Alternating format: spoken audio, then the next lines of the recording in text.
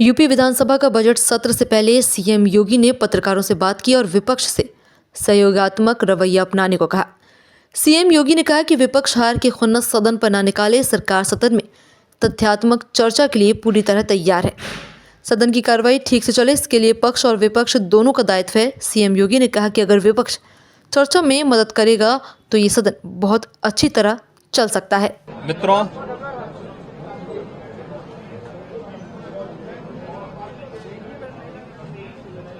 उत्तर प्रदेश विधानमंडल के आज से महत्वपूर्ण सत्र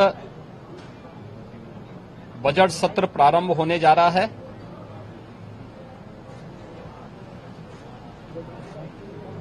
विधानमंडल के इस कार्रवाई में भाग लेने के लिए आए हुए सभी माननीय सदस्यों का मैं स्वागत करता हूं। वर्ष का जो प्रारंभिक सत्र होता है, यह राज्यों के अंदर महामहिम राज्यपाल जी के अभिभाषण से इस सत्र की शुरुआत होती है। इसके अलावा वर्ष भर के लिए राज्य सरकार का बजट भी इसी सत्र के दौरान पारित होता है।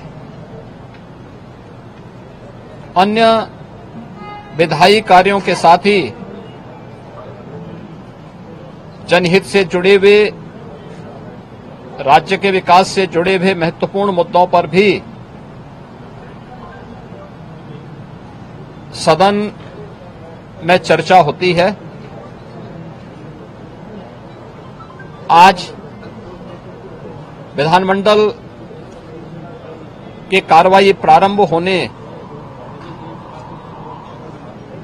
के साथ ही महामहिम राज्यपाल जी का महत्वपूर्ण अभिभाषण संवेद सदन को महामहिम राज्यपाल जी के द्वारा अपने अभिभाषण के माध्यम से संबोधन होगा। इसके उपरांत कल से महामहिम राज्यपाल के भाषण पर सदन में चर्चा भी होगी।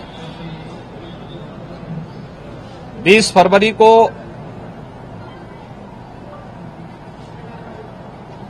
वर्ष 2025-26 का उत्तर प्रदेश का सामान्य बजट सदन में प्रस्तुत होगा। सदन 18 फरवरी से लेकर 5 मार्च तक के लिए प्रस्तावित किया गया है। उत्तर प्रदेश के इतिहास में ऐसे बहुत कम क्षण आए हैं जब इतने लंबे समय के लिए सदन आहूत किया गया हो, लेकिन सदन की कार्रवाई सुचारू रूप से संपन्न हो, यह केवल सत्ता पक्ष का ही दायित्व नहीं होता है, बल्कि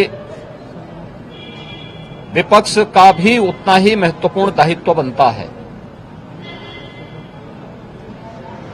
सदन चर्चा परिचर्चा का एक मंच बने। उत्तर प्रदेश के विकास को लेकर के डबल इंजन की भारतीय जनता पार्टी की सरकार ने पिछले लगभग 8 वर्ष के अंदर जो प्रतिमान स्थापित किए हैं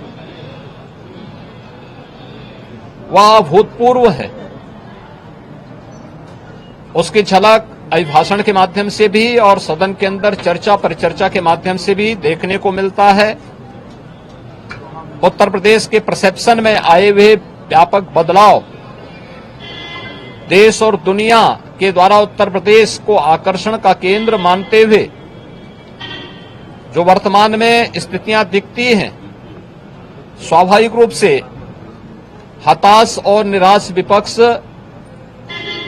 इन मुद्दों पर चर्चा करने से भागने का प्रयास करता है, सदन की कार्रवाई में बाधा पैदा करने का प्रयास करता है।